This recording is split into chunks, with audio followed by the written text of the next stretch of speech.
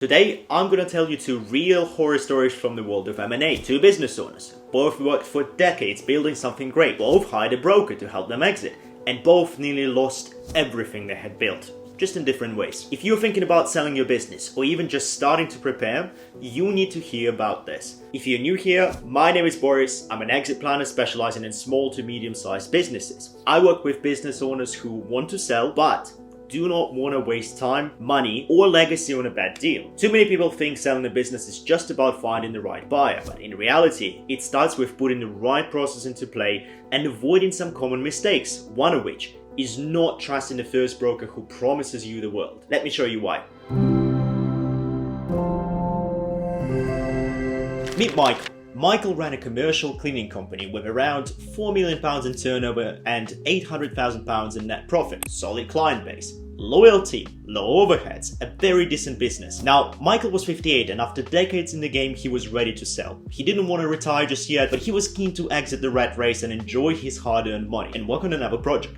Now, he didn't want to maximize every penny. He just wanted a clean exit, a fair price, and to move on. So when a broker came along promising 7 to 8 times the EBITDA, he was intrigued. That's £5.6 million or maybe more, so Mike's eyes lit up. Now, the broker was slick, flashy website, fancy terminology, thousands of buyers are ready and waiting, so Mike didn't get a second opinion. He signed the engagement letter and trusted the process. That was a big mistake. From day one, the broker overpromised and underdelivered. They sent vague buyer profiles, they wouldn't reveal names, they said things like, "We've got 2 private equity firms circling, they love your numbers." But those numbers, they were massaged. The valuation report was full of inflated projections, no real financial normalization, and a fantasy multiple that only existed in pitch decks. After 6 months and back and forth, a buyer entered into due diligence, and everything fell apart. The financials in the business were messy. One-off COVID revenue spike had been counted as recurring revenue, directors' accounts weren't up to date, and the owner, Michael, continued to treat the business like his own piggy bank. Not only that, but the management team just wasn't well organized. It was clear to any serious buyer that Michael was the business. Remember, you've got to decentralize yourself from your business. And so one buyer walked from the deal, and then the next one, and then the next one, and so the broker started putting Michael in touch with buyers before even vetting them. And some buyers wanted to put no cash up front for Michael's business. Oof! Michael had now wasted 18 months, and what's worse, the word has gotten out and his staff were unsettled to say the least. Now, when Michael came to me, he said, "I feel like there's just no way of selling the business now. I've lost sleep, I'm worried that the competition will hear that I'm looking for the exit and poach my clients. This has been the single most difficult thing in my life." Bear in mind that he'd been emotionally done with the business for a couple of years now, and he was being forced to come back to it again and again and again. Now, let me tell you another story about Abdul this time. Abdul owned a specialist food packaging business. Very niche, highly regulated, certified processes, recurring contracts with several large FMCG companies, around £3 million in revenue, 600k EBITDA and 40 staff. But here's the thing, Abdul was exhausted. After 15 years, he was done. He didn't care about the perfect exit, he just wanted a deal done. So, when a broker approached him and said, "We've got cash buyers ready to move fast, no hassle, no drama," Abdul signed and that was it. The broker didn't ask about certifications, didn't understand the regulatory environment, and didn't explore the value of the IP or contract structures. They listed it like a generic manufacturing business. 6 weeks later, a buyer was found, an investor group looking to diversify. Abdul was told, "They love your numbers, they'll pay £2.2 million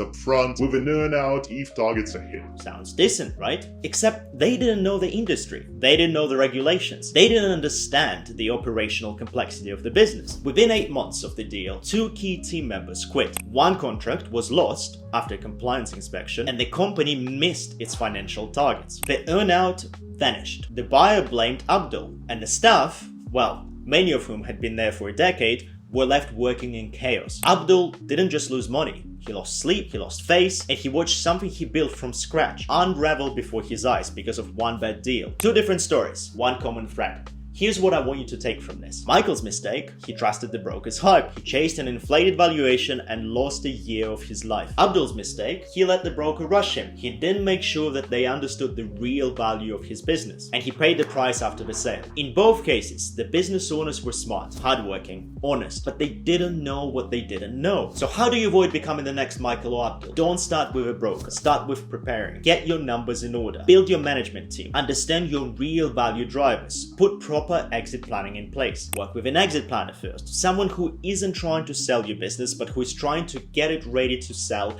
and maximize its value. Also, make sure to vet your broker like you'd vet a buyer. Ask the following questions. Do they understand my industry? Can they show examples of similar businesses sold? How do they qualify the buyers? And are they paid on success or just for showing up? And never, ever trust a valuation that sounds too good. If someone throws out a number before understanding your business inside out, walk away. Selling your business is the biggest financial decision of your life, but it's also an emotional one. And if you don't control the process, someone else will. And it might cost you everything. If you want help figuring out where your business really stands, or whether your broker is telling you the truth, reach out. I'm happy to talk. If you've ever been approached by a flashy broker or had a sale process go sideways, drop it in the comments or drop me a message. I want to hear your stories. If this video has been helpful for you, please do subscribe, because in the next one, I'm breaking down how to spot a serious buyer from a tire kicker and how to protect your time before due diligence even begins. Until next time.